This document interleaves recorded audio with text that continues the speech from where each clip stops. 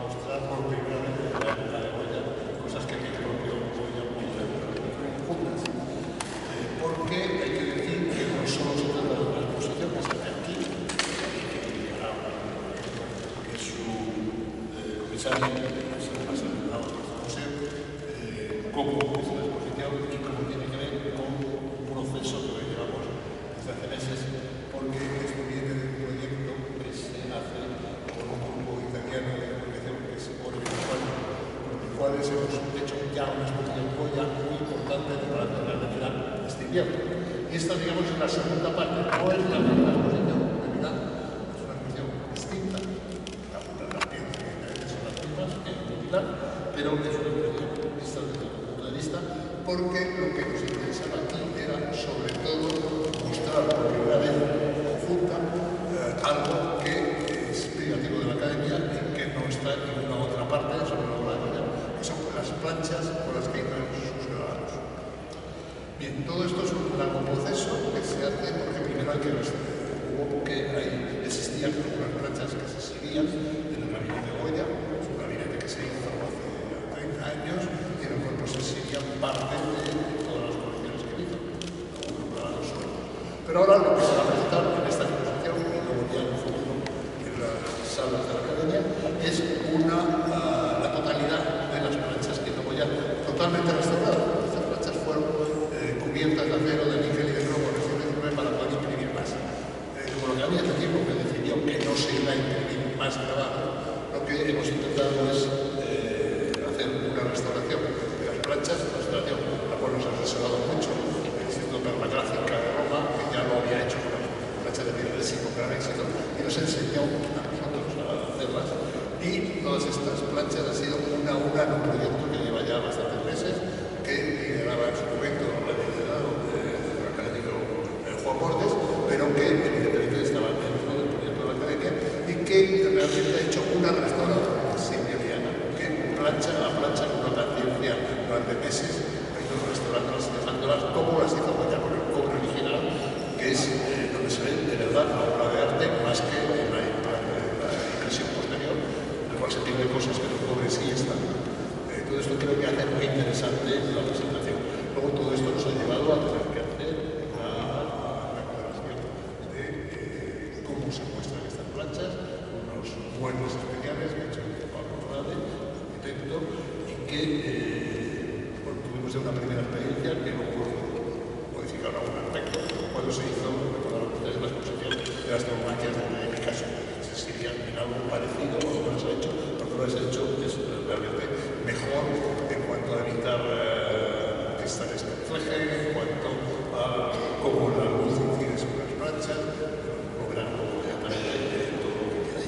Bien, digamos que esto es un esfuerzo, en el caso de las planchas, por ejemplo, nos ha ayudado a la casa, en el caso de toda la instalación nueva, hemos tenido una ayuda estatal que finalmente no se ha podido concretar por el lío que hay con el presupuesto del Estado, y pues es un gran esfuerzo que ha hecho la Academia para las dos exposiciones de la que queda aquí y sobre todo para que luego el Museo de la Academia ya incorpore todas las planchas de Goya y todos los grabados como parte de este museo, que bueno, pues va a variar mucho qué es el museo, qué es el museo, y creo que va a variar mucho el conocimiento de la obra de Goya, porque ahora Goya se basaba más en el cuadro, realmente los grabados son importantísimos, sobre todo porque Goya, el modelo, y en algún caso, no en todos los casos, es el único pintor que hace directamente sus planchas, no las da a la inversor, a la calzada, lo que las hacen ellos, y ahí realmente está la mano del artista, y es la obra de arte en sí, más que el grabado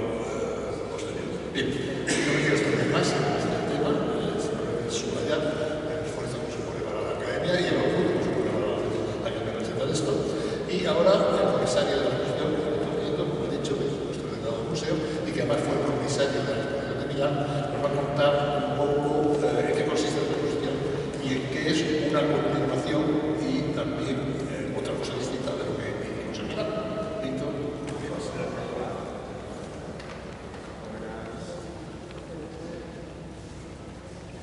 Bueno, en primer lugar, dar las gracias por haber venido a la presentación de la exposición y no señalar al principio que no es una exposición más de Goya u otra más, es una exposición distinta, lo es por su contenido y también por lo que significa.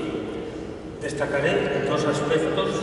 Uno de ellos es la presentación de las planchas, de la totalidad de las planchas restauradas. Hay que tener en cuenta que una plancha de grabado no se hace para ser vista y exhibida, sino para hacer grabados.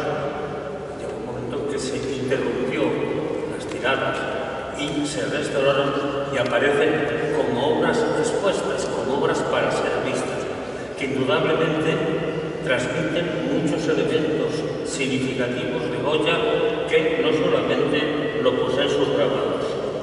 Por otra parte, también señalar, y también en relación con esto, que hay una transformación de Goya muy importante de los años 80, una transformación en la que uno de los componentes fundamentales es la serie de los caprichos, que es el despertar de la conciencia.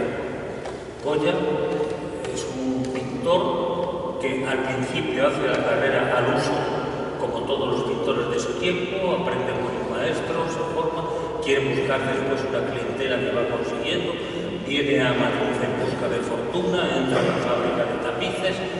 Bien, hasta ahí, y eso lo podéis contemplar, hasta ahí lo recoge ese autorretrato pequeñito de Goya que aparece como un personaje orgulloso de sí mismo y de su profesión. Sin embargo, Goya comienza en esos años a cambiar, comienza a tener conciencia de lo que ocurre. El contacto con los ilustrados, que también figuran en esta exposición, le va a dar un sentido crítico, y en este sentido Goya va a proyectar lo que siente su conciencia, lo que ve en su alrededor. Si vemos un retrato de Velázquez, no podremos adivinar si Velázquez tenía simpatía por el rey Felipe IV o por el duque de Benavente tenía antipatía. Si vemos un retrato de Goya, si vemos el de Jovellanos, vemos que tenía una identidad muy profunda con el personaje, a diferencia de lo que ocurre con el retrato que tenemos en la Academia de Fernando VII. Es decir, en Goya aparece ya la proyección del sentimiento, prácticamente algo que de alguna manera va a inaugurar la pintura contemporánea. Goya, que es un magnífico dibujante, no es un pintor clasicista cuyo arte se basa en el dibujo. Sus dibujos independientes son espléndidos, pero siempre es un dibujo basado en la expresividad, es decir, basado en un toque mucho más libre, más espontáneo, es decir, más que representar o más que concretar de manera clásica, le interesa sobre todo expresar. Algo que va a hacer también en la serie de los caprichos que va a editar por su cuenta, y que también una de las cosas por las que va a hacer Goya, que ahí vemos un Goya íntimo, es que a través del grabado Goya puede salirse de todas las trabas, de todos los condicionantes del encargo. El encargo era el sistema de trabajo habitual en la época de Goya. Prácticamente el pintor podía hacer obras para sí mismo, pero si no era por encargo, prácticamente no podía vivir. Goya hay un momento en que está cansado de eso, cuando empieza a tener ese sentido crítico. Y hay un momento que se queja un amigo diciéndole: estoy harto de hacer obras por encargo, en las que el capricho y la imaginación no tienen ensanche. Estos grabados los hace completamente por su cuenta, ¿no? Cuando se han restaurado las planchas, se ha podido ver, se percibía antes también, cuando se ha quitado el baño metálico y le vemos en el soporte original de cobre, ahí podemos ver incisiones, gestos, elementos prácticamente repetibles, muy propios del arte de Goya. En este sentido, este añadido a la obra de Goya, que son todas las planchas que vamos a exponer, creo que es un acontecimiento porque pone como obra exhibida algo que estaba oculto. Por lo tanto, aumenta para el espectador ese catálogo de escultura. Porque además, en la sala de calcografía, esa va a permanecer como sala permanente con las planchas de Goya. No caben todas, pero se irá alternando con una periodicidad de unos meses, un conjunto de planchas y otro conjunto de planchas después. En este sentido, creo que es un acontecimiento. También habría que preguntarse por qué Goya le interesa tanto, de alguna manera, el grabado. Indudablemente, porque le permite desarrollar ese sentido crítico que va adquiriendo con su conciencia. Goya es un ilustrado. El grabado además le liberaba, como he dicho, del encargo. Y por otra parte también le daba una posibilidad de repetibilidad de una obra y por tanto de difusión de ese mensaje crítico que transmitía a través de la obra. Quiero señalar que tanto los caprichos como la pintura que está realizando entonces, Goya se aparta de los principios al uso en el arte de su tiempo. Abandona todos los ecos rococó que podía tener la realización de los galardones para tapices, por ejemplo. No cae nunca, salvo algún momento de compromiso, como el Cristo para su entrada en la Academia, en las limitaciones para él del dibujo clasicista académico. Goya nunca va a hacer eso. Es una pintura que no se va a basar en el dibujo, y eso también, curiosamente, el grabado, que es un arte muy de dibujo, precisamente Goya logra convertir el grabado en un medio también expresivo. Hasta el punto de que este distanciamiento con las tendencias de su tiempo va convirtiendo la pintura de Goya en algo al margen del estilo como norma. Por lo tanto, podemos hablar de una pintura sin estilo, que llega incluso a las pinturas negras de tener uno de sus momentos culminantes. Goya entonces está inventando lo que están haciendo los pintores contemporáneos. No pintan con unas soluciones heredadas e impuestas, sino desarrolla él su propia pintura, tan solo manteniendo un elemento, la representación. Pero en todo lo demás, Goya rompe por completo desde ese momento en que surge ese despertar de la conciencia. En este sentido, podemos decir que de ese sentido crítico, de ese despertar de la conciencia, de ese romper con los estilos impuestos en su tiempo, es de donde surge la pintura contemporánea, indudablemente. Por otra parte, esto obedecía a una transformación humana en el propio Goya. Fijámonos cómo los medios que utilizan se van transformando en función de eso. Por ejemplo, la reducción y simplificación del color. Cada vez va eliminando más colores. Se acerca como en un grabado, el grabado más encaja perfectamente en esto, con el blanco, con el negro y con el gris. No quiere decir que es un abandono del color, sino que es dar valor de color a una negación del color tradicional también. Por otra parte, Goya, angustiado ante ese mundo que le rodea y que se ve incapaz de transformar, es un poco también la melancolía que tiene el retrato de Jovellanos del Museo del Prado que exponemos aquí. Por ejemplo, también lo va a reflejar en un grabado de los caprichos, el sueño de la razón produce monstruos. A Goya ya le empieza a preocupar todo ese mundo irracional que le rodea. Él, que es un racionalista, es un ilustrado, ve con desesperación cómo le va invadiendo ese mundo del desastre, ese mundo de la guerra, ese mundo de la sinrazón también. Y claro, le interesa también por eso el mundo de los locos. Aquí podéis presenciar, tenemos uno en la Academia y otro que ya venido de otra colección, representaciones de casas de locos.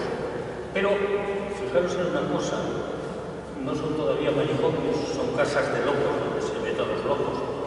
Pero la imagen que da Goya de los locos no son la de unos personajes que han perdido la razón, que han perdido el sentido del espíritu y de la religión, que se han apartado de Dios, sino que son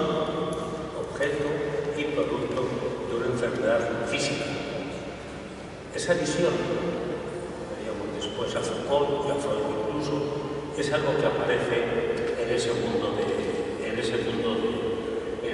Goya. Por otra parte, también, la pintura, si quiero ya por ello terminar, la pintura de Goya es una pintura expresiva. Eso ha hecho que siempre no vamos a ver. Ortega, sobre todo, ciertos críticos hayan visto a Goya como un pintor irracionalista, espontáneo, etc. No, Goya es un racionalista. Se puede ser muy explosivo y ser racionalista. Una obra de Pollock abstracta puede ser producto de un pensamiento racionalista. Y una obra académica muy limitada, muy serena, puede ser producto de una espontaneidad. Es decir, para Goya lo que hace es una pintura racionalista a través de la cual hace una revolución. Así titulamos la exposición de Milán, La revolución de la razón frente al irracional. Es el mundo de Goya. Esta exposición que había hacer mención, ya han hecho el director de algunas instituciones, ha sido objeto de la colaboración de un número casi infinito de personas. No sé si citar algunas porque sé que me voy a dejar muchas más.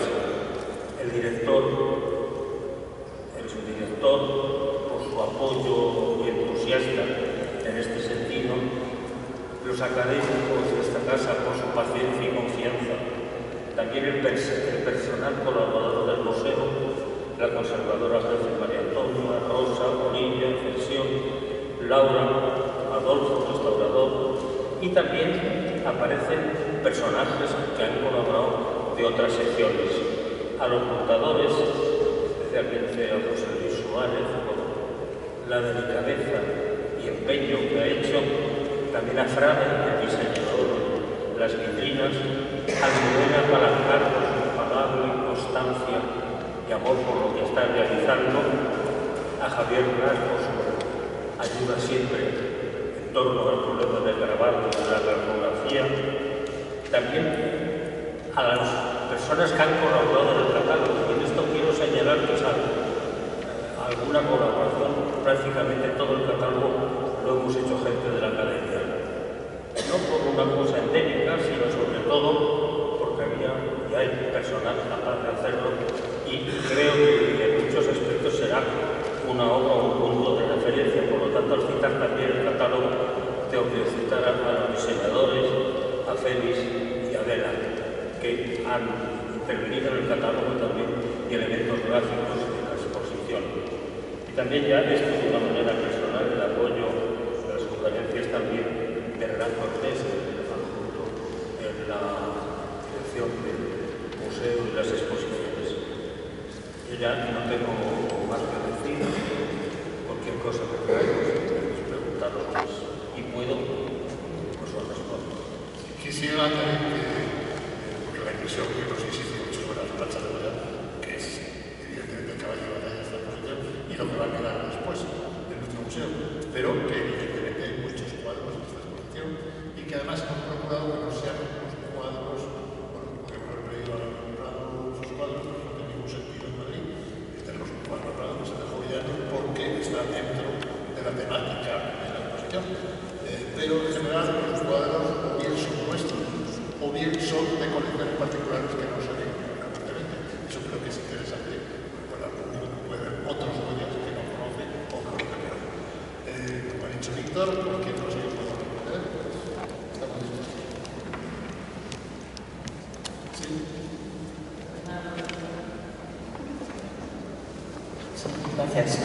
Una pregunta para el señor Tomás Marco. Veo que está una de las obras expuestas es Marianito, de los herederos de Pedro Alburquerque. Si no me equivoco, como en su momento, bueno, y veo que no está atribuido a Goya, sino ya como Goya, no sé quién ha hecho el estudio, pero está como Goya.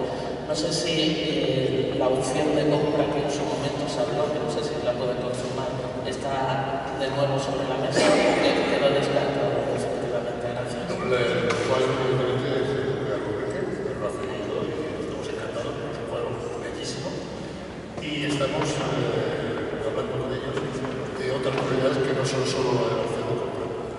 pero pues, no puede acabar porque estamos en actuaciones, pero evidentemente esa es una obra a la que la academia siempre tiene interés y se quiere tener interés. Sí, por aquí. Buenos días, don Víctor. ¿Nos pueden hablar acerca del programa de actividades que van a realizarse en torno a la exposición?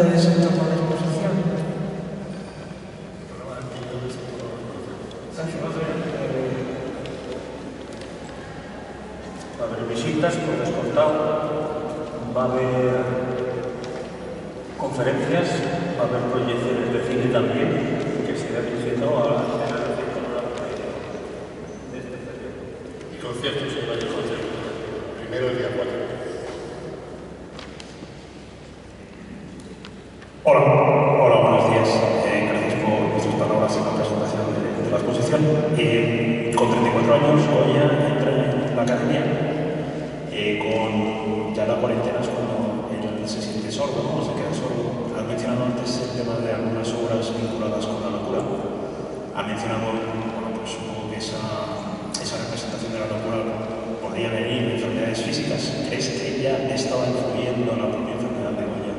¿O le está influyendo ya la propia enfermedad de la sordera que tenía Goya en las obras? Vamos a ver alguna obra en esta exposición ya vinculada con esa etapa de sordera en la que empieza a sentirse Goya o se ha perdido facultades.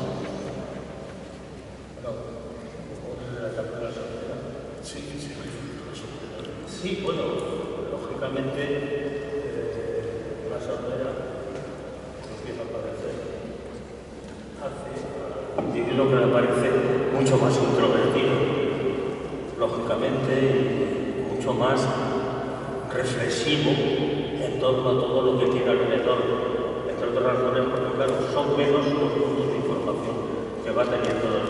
Eso le influye, pero vamos, no es el elemento único que va a determinar eso. Es decir, sería sustituir la transformación de Goya porque no oye, porque piensa. Y en realidad lo que va es acompañando en todo un proceso de transformación emprendedor y mental de él, que da toda una reflexión por los caprichos que tenemos, todo el mundo del mundo de Goya, cosas que los pintores sordos o no muy bien. Es decir, es un proceso sobre todo mental